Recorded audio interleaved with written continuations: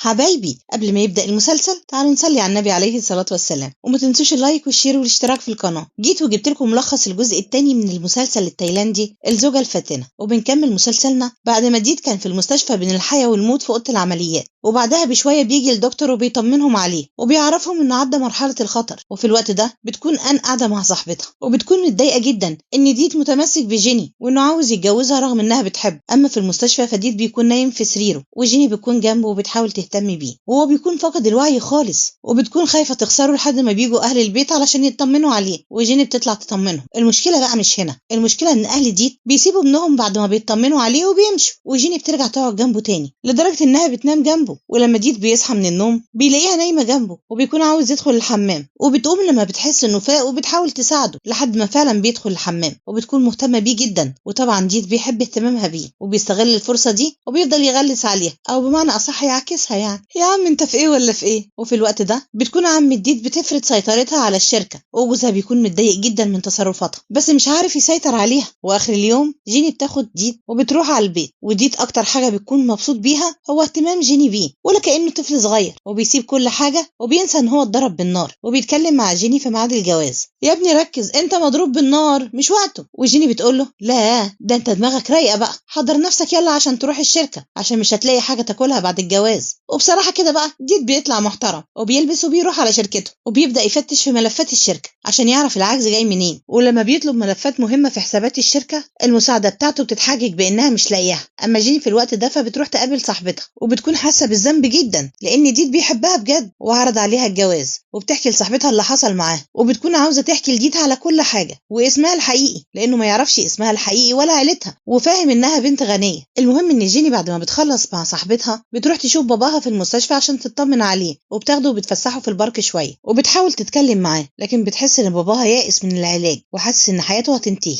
المهم إن جيني بعد ما بتخلص مع باباها بتروح البيت عشان تستنى ديت وبتتعامل معاه كأنها مراته. وجيني بتعرف من ديت إنه بيدور على ملفات الحسابات في الشركة ومش لاقيهم، وجيني بتفتكر إنها شافت الملف ده مع المساعدة بتاعته وبتحس إن في حاجة غلط. وآخر اليوم جيني وديت بيقعدوا يتعشوا مع بعض كأنهم زوجين كده وبيتكلموا مع بعض في الشغل. وبعد العشاء ديت بيعرف جيني إن مامته هتيجي تتعرف عليه، وجيني بتقول له: لا طالما حماتي جايه بقى يبقى لازم اعمل لها كيك. حماتك منين يا امي، انت بتتلككي ولا ايه؟ بقى ما انا متعلمتش درس الطبخ ده ببلاش، لازم احلل فلوس. وبتخلي ديت يروح ينام، وجيني بتروح المطبخ وبتعمل الكيك، ولما بتخلص اللي وراها بتروح على الاوضه وبتلاقي ديت معاها ملفات للشغل وبتفضل تقرا فيها علشان تشوف العجز ده جه منين. وتاني يوم مامة ديت بتروح عندهم البيت عشان تتعرف على جيني، وبتكون مبسوطه جدا ان ابنها اخيرا خد خطوه جديده في حياته وانه هيتجوز وتخلص بقى منه. والاحلى كمان انها بتكون مبسوطه جدا انها شافت جيني وفرحانه بوجودها مع ابنها، يعني حماتها راضيه عنها، يا بختها. وبيقعدوا مع بعض وبيشربوا الشاي والكيك، وجيني بتكون مبسوطه جدا انها عرفت تعمل حاجه صح. لكن اللي بيحصل في الوقت ده في الشركه ان عمته بتحاول تضغط على السكرتيره والمساعده عشان تاخد منهم ملفات مهمه جدا للشركه، وطبعا هم بيساعدوها في ده. وتاني يوم لما جيني بتروح الشركه عشان تدور على ملفات الحسابات بتلاقي ان في ورقه ناقصه، وبتروح الارشيف عشان تدور عليها، لكن هناك بتقابل عامله النظافه. والمشكله بقى ان جيني بتكون خايفه اول ما بتشوفها وكانها كده عامله مصيبه، لكن بتلاقي عامله النظافه بتقول لها: ما تقلقيش انا مش هقول لحد اني شفتك هنا. وجيني بتقول لها: والله كتر خيرك، والله وقعت قلبي في رجلي،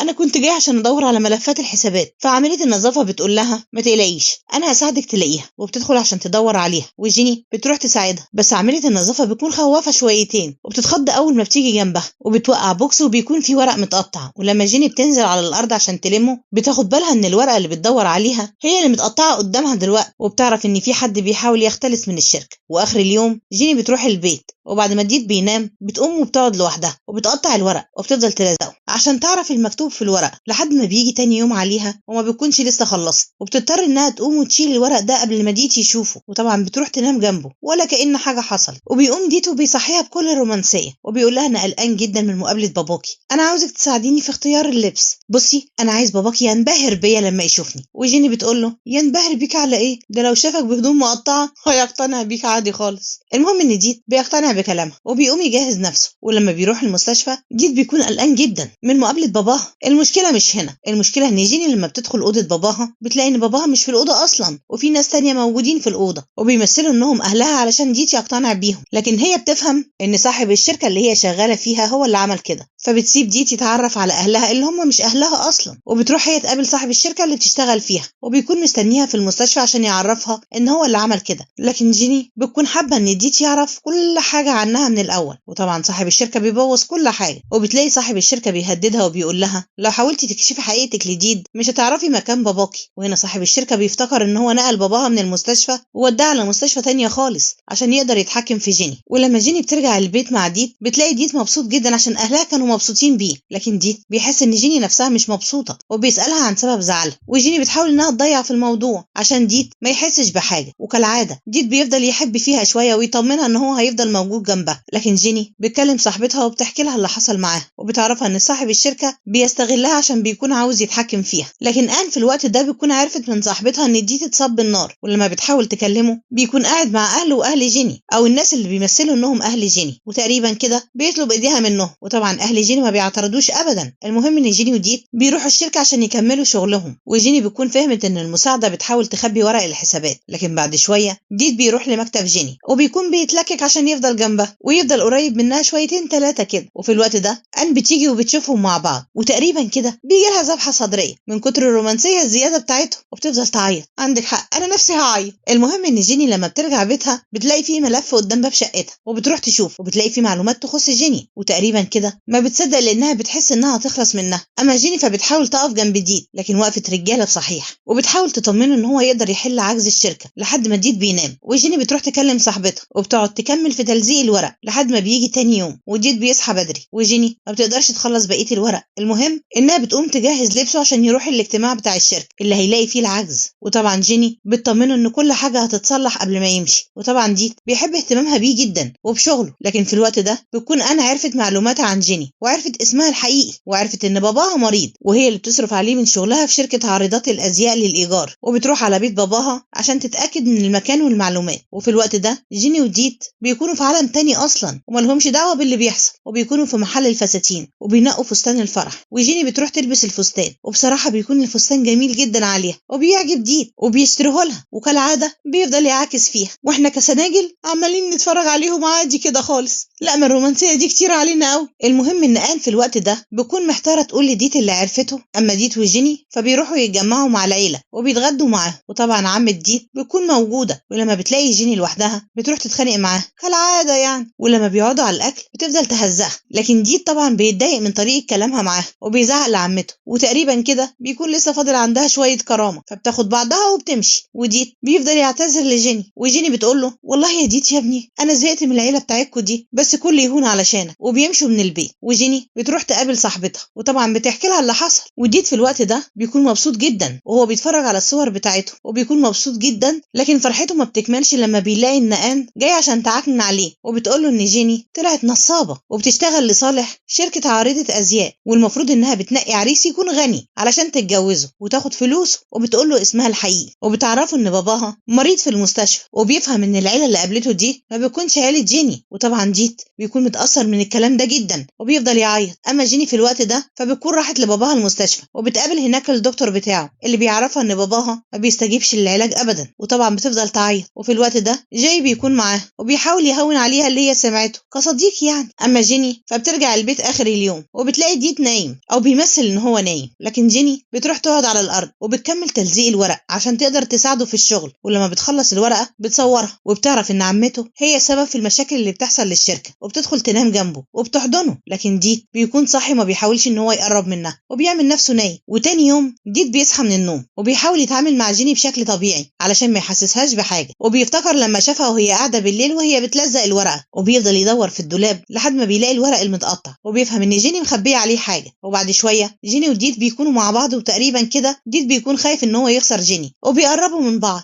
واخر اليوم ديت بياخد جيني وبيروحوا يتعشوا مع بعض، وبيطلب لها الاكل اللي بتحبه، وبيتكلم معاها عن اول عزومه كانت بينهم، وبيعرفها ان عمره ما هينسى اي لحظات كانت بينهم، وكانه بيودعها. وبعد شويه بيجي اتصال لجيني وبتقوم عشان ترد عليه، لكن ديت بيكون شاكك في كل تصرفاتها وحاسس انها بتضحك عليه. المهم ان تاني يوم لما بيروحوا الشركه ديت بيجتمع مع باباه ومامته علشان يعرفوا ان في حسابات كتير في الشركه ناقصه، وبيحاولوا يوصلوا معاه الحل. اما جيني فبتروح للحفله، والمفروض انها هتعمل عرض هناك، وبتكون مبسوطه جدا انها هتكسب فلوس من العرض عشان تقدر تسدد بيها ديون صاحب الشركة. لكن لما بتروح على مكان الحفلة بتتفاجئ ان ديت قدامها، وبتفهم ان هو اللي عمل ده كله علشان يكشفها على حقيقتها. لكن بنرجع فلاش باك لورا قبل المشهد ده بساعة، وهو ان جيني راحت لموظفة الارشيف في الشركة وعرفتها انها عرفت كل حاجة، وهددتها انها تعرف ديت على كل حاجة. وطبعا موظفة الارشيف بتضطر انها تقول لها على كل حاجة تعرفها. دي من اول قلم اعترفت. لكن بعدها ديت بيعرف ان جيني وافقت على العرض اللي بعته لها علشان يوقعها في الفخ ويحسسها انها بتعمل اي حاجة علشان الفلوس وبس. ولما جيني بتروح المكان وبتلاقيه قدامها بتتصدم، وبيفضلوا يتخانقوا، وديت ما بيتوصاش بقى وبيفضل يهزق فيها طول ما هو واقف معاه. دي عيني على فكرة، انا اللي حسدتك يا اختي. وبيقول لها انت واحدة رخيصة، اي حد يقدر يضحك عليكي بشوية فلوس.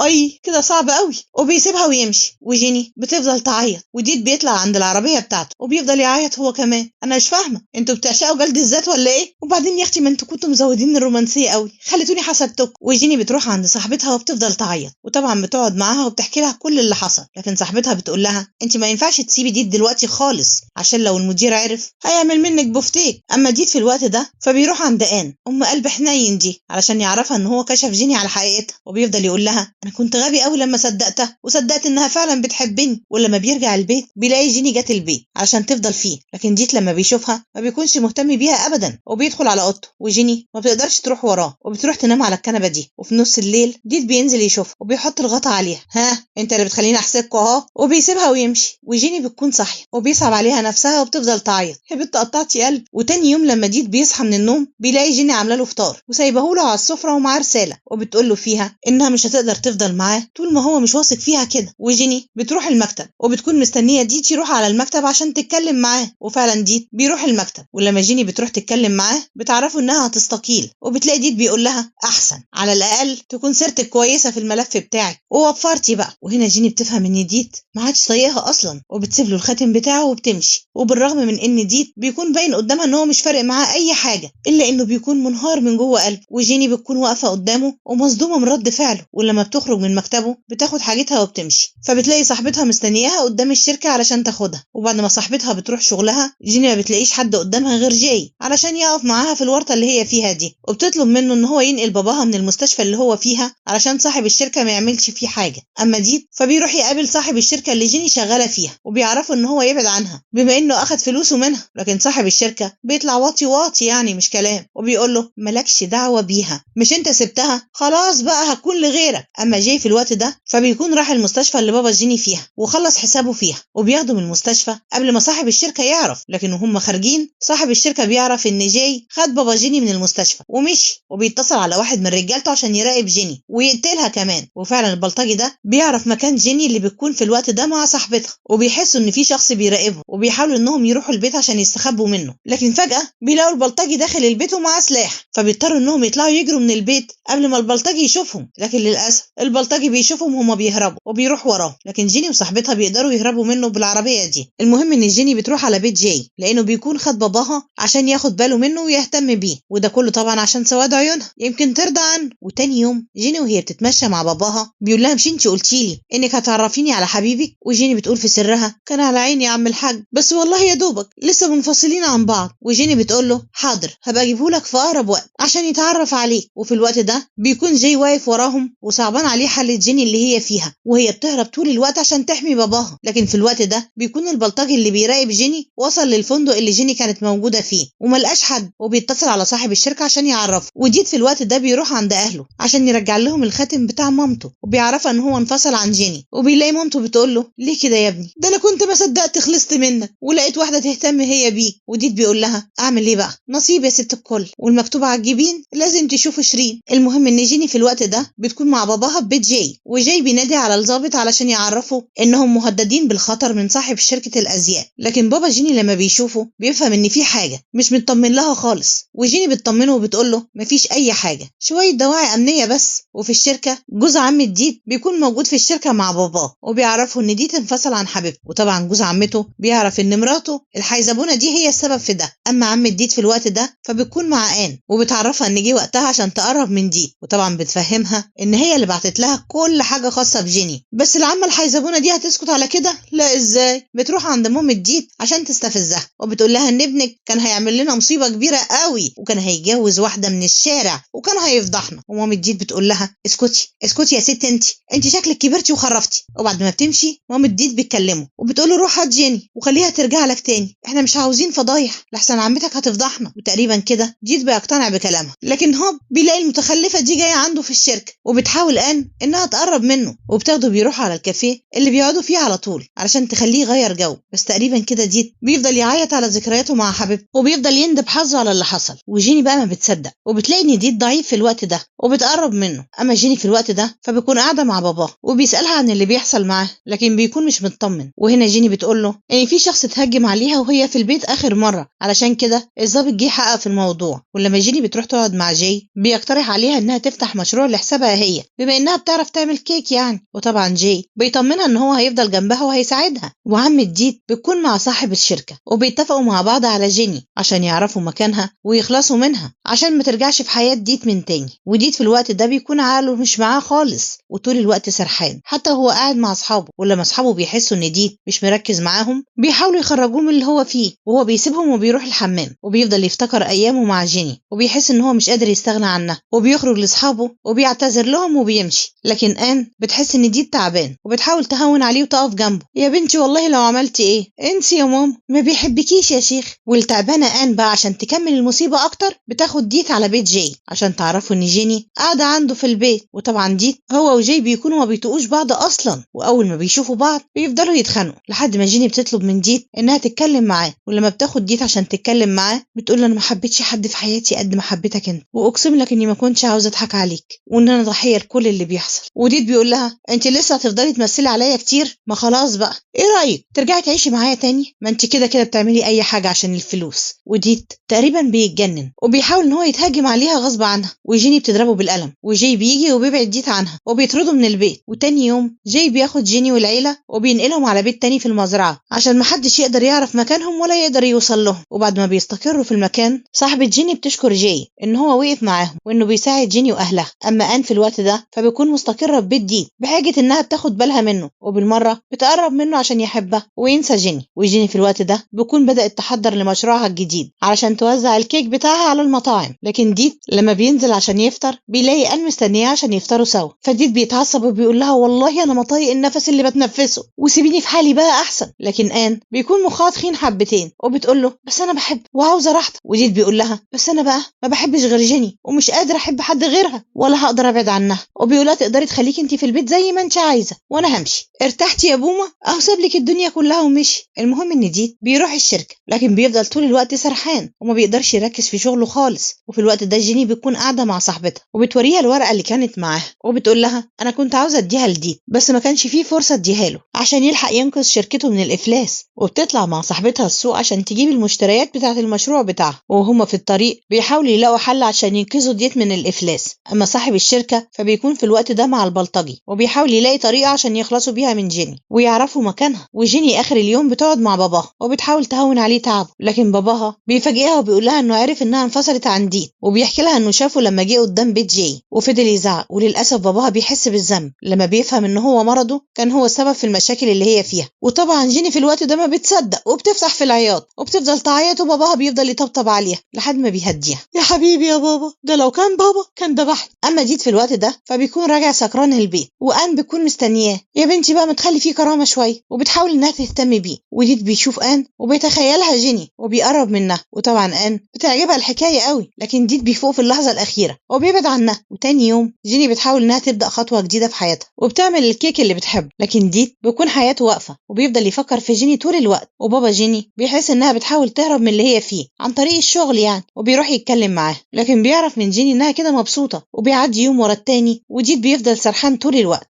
بتحاول برضه تقرب منه لكن مفيش فايده، لكن بيلاقي ان معاها فستان جيني وبيتضايق جدا لما بيشوفه وبياخده منها وبيطلع على الاوضه وبيفضل يبص عليه وبيفتكر اليوم اللي جيني لبسته فيه وبيقعد قدام الفستان وبيفضل يعيط يا ابني ده انا نفسي حبيتك انت ما تتسابش. المهم ان ديت لما بيروح الشركه الشركة ما بيكونش مركز في أي حاجة وبيحاول ياخد أجازة عشان يرتاح فيها، وبياخد الملفات وبيعرف مامته إنه هياخد فترة الراحة عشان يقدر ينسى جيني. لكن جيني في الوقت ده بتكون بدأت مشروعها فعلا وبتعمل الكيك، وجاي بيكون معاها وبيحاول يساعدها طول الوقت. ولما صاحبتها بتشوف جاي معاها بتاخدها على جنب وبتقول لها ايه هتلبسي الفستان امتى؟ وجيني بتقول لها انت ما بتصدقي ده مجرد صديق يا غبية، وبتسألها عن حاجة شخصية للبنات. ولما بتروح معاها عشان تديها، جيني بتفتكر انها بقالها فترة ما بيحصلش الموضوع ده معاها، فبتقلق جدا وبتخاف وبتحس انها ممكن تكون حامل. اما ديت لما بيروح على البيت عشان ياخد شنطته بيلاقي آن مستنياه وبتكون لابسة بالشكل ده عشان تحاول تخليه يبص لها، لكن هو ولا بيأثر معاه الكلام ده خالص وبيسيبها ويمشي. لكن الصدمة الحقيقية بقى لما بنعرف ان ديت ساب لها البيت وهيمشي على طول، بتفضل تعيط عشان خاطر ما يسيبهاش. لكن هو بيكون عاوز يمشي من البيت عشان ينسى ذكرياته اللي بتكون في البيت مع جيني. وآن بتفضل تعيط وبتكون منهارة، وديت بيفضل يهديها لكن بيضطر يمشي ويسيبها عشان ما تتعلقش بيه اكتر من كده. وبيقول لها انا مش هقدر اديكي حاجة مش معايا، صدقيني هي خدت قلبي معاها، لو كان قلبي معايا كنت اديتهولك. اما جيني في الوقت ده فبتكون راحت توزع الكيك اللي عملته على المطاعم، وبيكون معاها جاي، وصاحبة المطعم بتكون فاهمة ان جاي حبيب جيني، لكن جيني بتفهمها ان هو صديقها. المهم ان في الوقت ده جيني وجاي بيكونوا في الطريق، وبتكون عربية ديت وراهم والبلطجي بيراقبوا. وكالعادة جاي وجيني بيرجعوا المطبخ من تاني عشان يجهزوا الكيك مع بعض، وجاي بيحاول ان هو يلمح لها انه بيكون مبسوط لما بيكون معاها. لكن في الوقت ده صاحبتها بتيجي وبيكون معاها اختبار الحمل وبتنادي عليها، واول ما جيني بتروح عندها بتاخد منها التحليل وبتدخل تجري بسرعة عشان تعمل التجربة، وصاحبتها بتكون مستنياها قدام الحمام عشان تعرف النتيجة. لكن الصدمة الحقيقية لما بتطلع ان جيني حامل، وبتكون حامل من ديت. لكن ديت في الوقت ده بيكون راح الفندق اللي هو وجيني كانوا موجودين فيه مع بعض، وبيفضل يفتكر ذكرياته معاه مع انه رايح هناك مخصوص عشان ينساه. طب واشمعنى هنا يعني؟ وفي الوقت ده جيني بتفضل تعيط على حظها اللي زي النحس ده اللي مخليها مش عارفة تتحرك خطوة من غير ديت. وديت في الوقت ده بينزل في نفس المطعم اللي جيني راحت توصل طلبية الكيك فيه، وبيطلب منها كيك. ولما بيدوقه بيحس انه زي الكيك بتاع جيني، وبيسأل صاحبة المطعم على الكيك، وبيعرف ان الكيك ده اللي عملته بنت شابة بتشتغل في البيت. ولما ديت بيعرف الكلام ده بيحس انها ممكن تكون جيني. المهم ان جيني ما بتلاقيش حد قدامها غير باباها، وبتروح تقول له انها حامل يا شيخة، وبتطلب منه اللي هو يسامحها على اللي هي عملته. لا والله. لكن باباها بيطمنها يا راجل، وبيعرفها ان هو هيفضل جنبها كمان. لكن في الوقت ده جاي بيسمعه وبيتصدم وبيحس ان هو خلاص خسر جيني. وبيقعد جاي مع نفسه وبيفضل يفكر، وبيروح يتكلم مع جيني اخر اليوم وبيعرفها ان هو بيحبها، وبيطلب منها تديله فرصة وهو متقبل الطفل اللي هيجي. ايه يا ابني ده هو في كده؟ لكن بنرجع في اللاش باك لورا وبنعرف اللي حصل قبلها بساعات، وهو ان جاي بيروح يتكلم مع بابا جيني وبيعرفه ان هو بيحب جيني وانه مستعد يعمل لها اي حاجة هي عايزاها عشان تكون راضية عنه. لكن في الوقت ده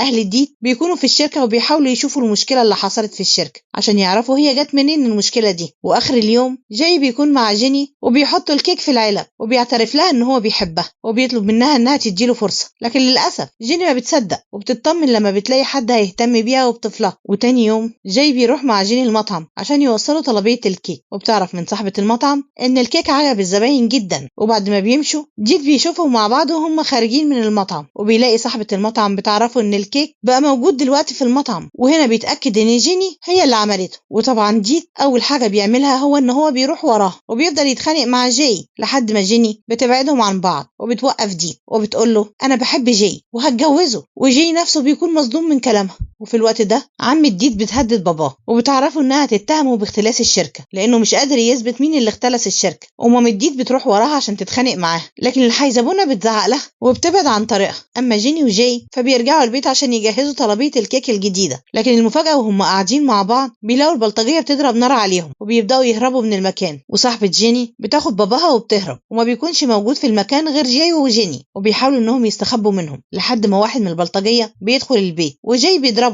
وبياخد منه المسدس وبيضرب البلطجي التاني وبيهرب منه، وبيفضلوا يجروا ويضربوا نار على بعض. واول لما جيني وجاي بيخرجوا من البيت بيلاقوا عربية ديت معدية قدامهم، وطبعا بيقف لهم لما بيسمع ضرب النار وبيركبهم على العربية. وكالعادة جاي وديت بيفضلوا يتخانقوا لحد ما جيني بتقول لهم هو في ايه؟ هو انتم مش هتسكتوا شوية بقى؟ مش كفاية اللي احنا فيه؟ وبيفضلوا يهربوا بالعربية لحد ما بيدخلوا في لجنة مرور. ولما البلطجية بيشوفوا الضباط بيهربوا بسرعة، والضباط بينقلوا جاي على المستشفى لانه بيكون مضروب بالنار. لكن جاي وديت لما بيروحوا المستشفى برضه بيفضلوا يتخانقوا. ربنا ما يقطع لكم عادة يا حبايبي. وديت بيقول لجاي انت خدت حبيبتي مني مع اني بكرهك، وجاي بيقول له والله القلوب عند بعضها. وبرضه كالعادة بيمسكوا في خناق بعض. اما اخر اليوم في بيت عم ديت اللي بتفضل بتتخانق مع جوزها لان جوزها بيتهمها بالمشاكل اللي بتحصل في الشركه، فبيفضلوا يتخانقوا مع بعض وبيعرفها ان هو هيبلغ عنها. وفي الوقت ده الضباط بيروحوا المستشفى عشان يحققوا مع جاي هو وديت وجيني، والمفروض انهم هيوفروا لهم حراسه في المستشفى. وجيني بتتفاجئ لما بتعرف من الدكتور ان باباها دخل في غيبوبه، وبتروح بسرعه عشان تشوفه وتطمن عليه، وبتكون مقهوره جدا على تعبه. لكن جاي وديت بيسيبوا كل حاجه وبيفضلوا يتخانقوا مع بعض. وبعد شويه بيلاقوا جيني جت عندهم وهي بتعيط، وبتعرفهم ان حاله باباها خطيره جدا. وجاي بياخدها وبيحاول يهديها، وديت بيكون متضايق جدا لانه مش قادر يكون جنبها. لكن بعد شويه البلطجيه بيوصلوا المستشفى وبيدخلوا الاوضه اللي جيني بتكون موجوده فيها وبيحاولوا يقتلوها. لكن جاي وديت اخيرا بيتفقوا على حاجه مع بعض، وهي انهم ينقذوا جيني من البلطجيه ويهربوها من المستشفى. وفعلا بيقدروا يهربوها من المستشفى، وبيروحوا على مستودع وبيستخبوا فيه وبيكلموا الشرطه عشان تروح لهم. لكن في الوقت ده جيني بتتكلم مع ديت وبتقول له انا حامل منك. وفي الوقت ده ديت بيكون عاوز يرجع لها، لكن جيني بتقول له لا، وبتقول له انها هتتجوز جاي وانها مش عايزاه يكون في حياتها تاني. فديت بيتضايق اكتر لما بيلاقي جيني مهتمه جدا بجاي وبتغير له على الجرح بتاعه وبقت قريبه منه. فديت ما بيعملش اي حاجه غير انه بيروح يتخانق مع جاي. وتاني يوم الضباط بيروحوا عندهم علشان ياخدوهم على المستودع. لكن عم ديت في الوقت ده بتروح الشركه وبتاخد مكان باباه وبتحاول تتصرف في امور الشركه. وطبعا الاخبار بتتنشر في التلفزيون ان اداره الشركه بقت في ايد العمه، وديت بيعرف الموضوع ده وبيكون متضايق جدا. لكن جيني بتروح تديله ورقه الملف اللي بيكون فيها اثبات ان عمته هي اللي كانت السبب في اختلاس الشركه. وطبعا ديت ما بيكونش مصدق ان عمته تعمل كده. لا يا اخويا، دي تعمل اكتر من كده. وخصوصا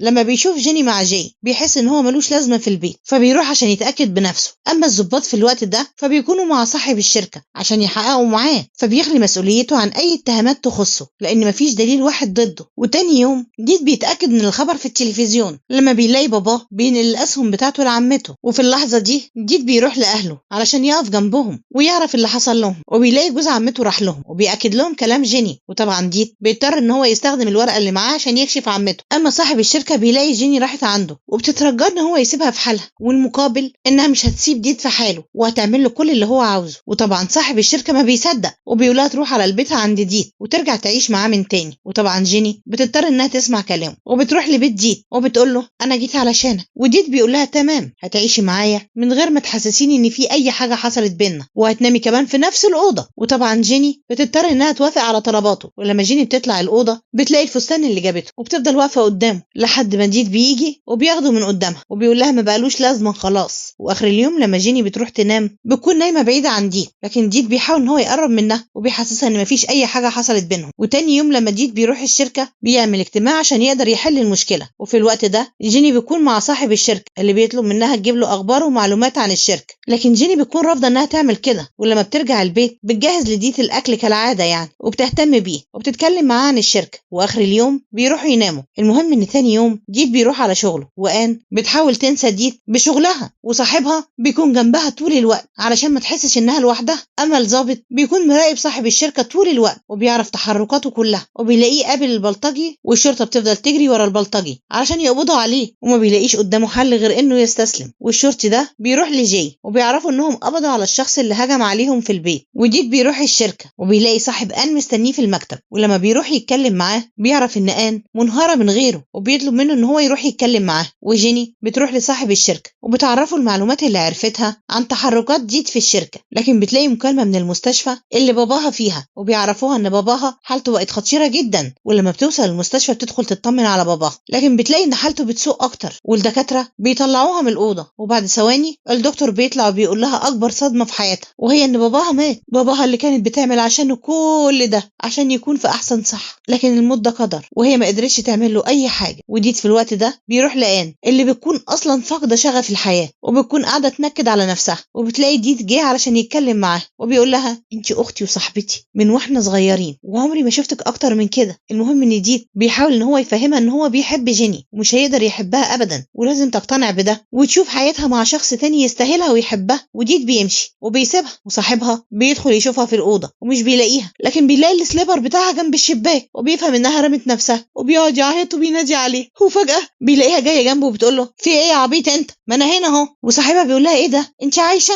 وقام بتقول له ايه يلا انت جاي تدعي عليا ولا ايه، انت عبيط يا ابني انت ولا ايه. وبيفضلوا مع بعض. لكن اخر اليوم جيني بتروح على بيت ديت وهي بتعيط ومقهوره على موت باباها، وديت بيحاول يحتويها وبياخدها في الاوضه وبيحاول وبيحاول يطمنها. وتاني يوم لما ديت بيصحى من النوم ما بيلاقيش جيني جنبه، وبينزل يشوفها وبيلاقيها محضره الفطار، وبيكون سايباله ورقه بتعرفه ان وجودها جنبه بيأذيه وهي هتمشي لانها مش عاوزه تأذيه. وطبعا ديت بيفهم ان هو خسر جيني من تاني، لكن بيروح الشركه وبيلاقي عمته بتستهزأ بيه، فبيضطر ان هو يطلع الورقه اللي معاه اللي بيثبت بيها اختلاس عمته لفلوس الشركه. وطبعا بيعرض كل حاجه للصحافه، وعمته بتتفضح على الفضائيات. وبعد شويه عمته بتتصدم لما بتعرف الاخبار وما بتلاقيش حد يساعدها. وبعد شويه بتلاقي الشرطه جت عشان تقبض عليها. وطبعا صاحب الشركه بيعرف ان العمه وقعت مع الشرطه، وبيفهم ان حياته بقت في خطر، فبيقرر ان هو يروح يخطف جيني عشان تهربه. لكن جيني في الوقت ده بيكون في مكان الجنازه وبتكون منهاره، وبتكون مقرره انها تروح على بيت باباها عشان تعيش فيه وتفضل تفتكره لاخر العمر. لكن جاي بيكون قلقان عليها جدا من صاحب الشركه، بس جيني بتكون مصممه انها تعيش في البيت. وجاي بيفتكر باباها اللي بيكون موصيه على جيني قبل ما يموت. وبعد شويه صاحب الشركه بيروح على بيت ديت علشان يشوف جيني هناك ويخطفها، لكن بيلاقي ديت لوحده في البيت. وبعد شويه مامة ديت بتروح عنده وبتلاقيه مقهور على بعد جيني عنه، وما بيكونش عارف جيني سابته ليه، وبيفضل يعيط. واخر اليوم جيني بتكون قاعده في بيت باباها وبتعيط على صوره باباها ومامتها اللي سابوها في الدنيا لوحدها. وتاني يوم ديت بيروح عشان يعرف مكان جيني عشان يحاول يحل مشاكلها ويقف جنبها، لكن بيلاقي جاي يجي عنده وبيحكي له ان هو اتكلم مع جيني عشان عاوز يتجوزها. لكن جيني قالت له انها مش هينفع تتجوزه عشان هي لسه بتحب ديت. وبنرجع للوقت اللي احنا فيه، وجاي بيقول لديت بص بقى